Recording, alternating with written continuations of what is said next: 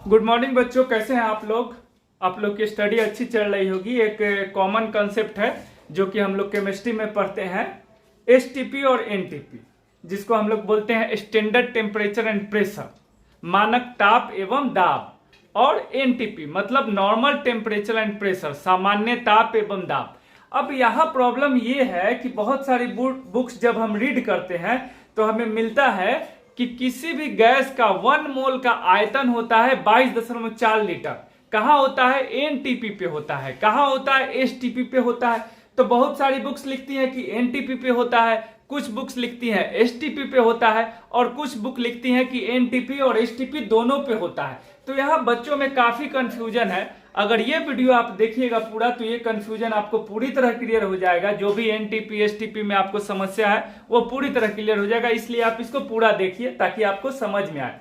तो 1 बाय 1 हम लोग डिस्कस करेंगे। पहले हम लोग बात करेंगे किसकी? एसटीपी की। तो सबसे पहले तो ये जानना होगा कि एसटीपी होता है क्या। जैसा कि नाम से ही स्पष्ट है, एसटीपी का मतलब क्या हुआ? Standard temperature and pressure. Hindi में हम लोग इसको क्या बोलेंगे?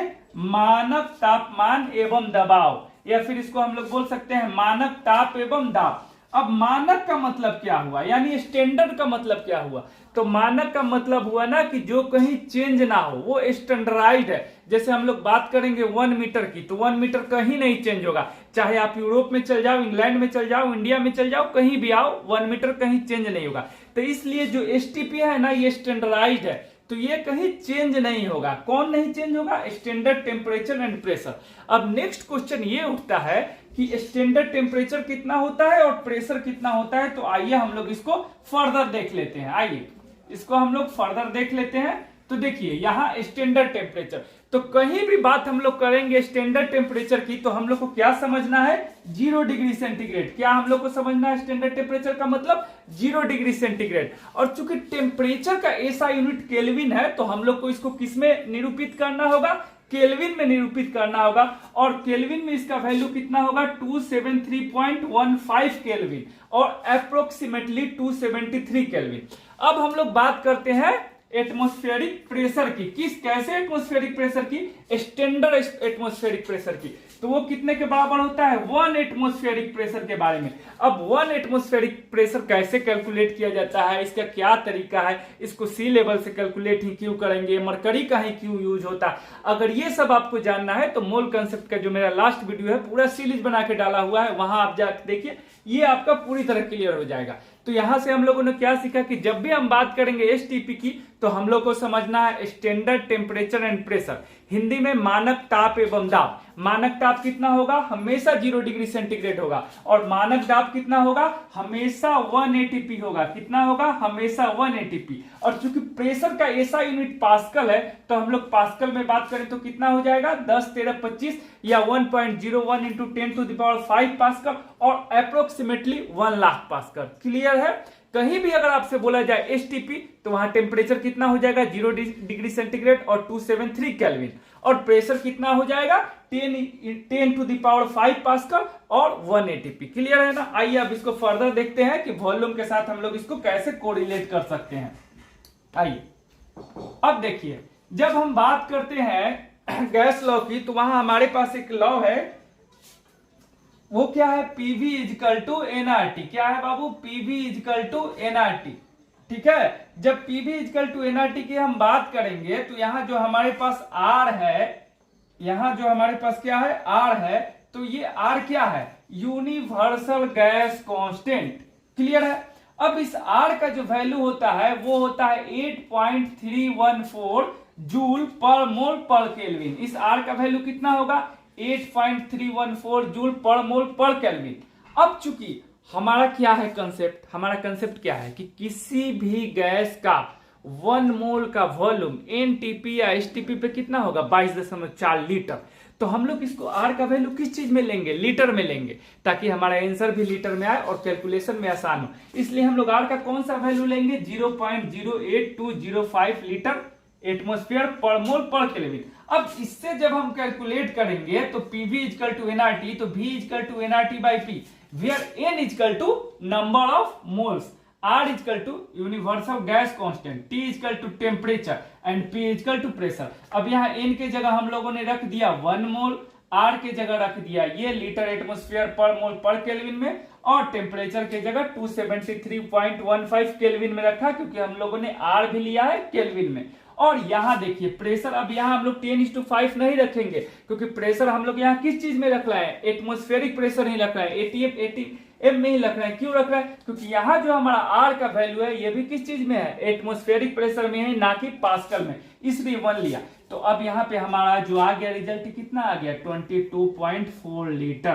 तो यहाँ से आपको क्लियर हो गया ना कि हम लोग अब कह सकते हैं कि मानक ताप एवं दाब अगर हम ले तो वहां पे किसी भी गैस का जो वॉल्यूम होगा वो कितना होगा, 22.4 लीटर होगा। तो आप लोग समझ गए कि किसी भी गैस का वॉल्यूम STP पे 22.4 लीटर होता है। अब आइए अब हम NTP पे बात करते हैं, वो समझना है, उसको आप लोग अच्छे से देखिए ताकि वो कंसेप्ट भी आपका पूरी तरह से क्लियर हो जाए। आइए अब हम लोग बात करते हैं NTP की, इसको समझिएगा ध्यान से, ये समझने वाला है। NTP का मतलब क्या होगा, नॉर्मल टेम्परेचर एंड प्रेशर। अब नॉर्मल का मतलब क्या, अब यही बात समझने वाला है। जो किसी के लिए नॉर्मल हो सकता है वो दूसरे के लिए अब नॉर्मल भी हो सकता है। जैसे किसी के लिए 5 घंटा सोना नॉर्मल है, तो किसी के लिए 5 घंटा सोएगा तो उसका नींद ही नहीं पूरा हो पाएगा, तो उसके लिए नॉर्मल नहीं हुआ। आ रहा है बात समझ में। अब चलिए मैं इसको बताऊंगा, एक दूसरा एग्जाम्पल देंगे तो आप लोगों को पूरी तरह से क्लियर हो जाएगा। अगर हम लोग बात करें अपने एरिया की, तो हमारे एरिया में जो नॉर्मल टेम्परेचर होगा वो कितना होगा, मीन्स इंडिया की 20 डिग्री सेंटीग्रेड, 25 डिग्री सेंटीग्रेड। और अगर हम लोग विदेशों की बात करें, रसिया की बात करें, साइबेरियन कंट्री की बात करें, तो वहां पे टेम्परेचर -30 डिग्री, -20 डिग्री, ये नॉर्मल हो जाता है। चलिए एक और एग्जांपल दूंगा तो आप लोग को और समझ में आएगा। आप लोगों में से कितने लोगों को मालूम है कि फ्रिज या रेफ्रिजरेटर का आविष्कार किस लिए किया गया था, खाने को प्रिजर्व करने के लिए किया गया था, ना कि किसी भी खाद्य पदार्थ को ठंडा करने के लिए। एक्चुअली बात क्या है कि जो यूरोपियन कंट्री है, जो रशियन कंट्री है, वहां पे काफी ज्यादा ठंड पड़ती है। तो हम लोग के यहाँ जैसे गर्मी से खाना खराब हो जाता है ना, वहां ठंड से खाना खराब हो जाता है।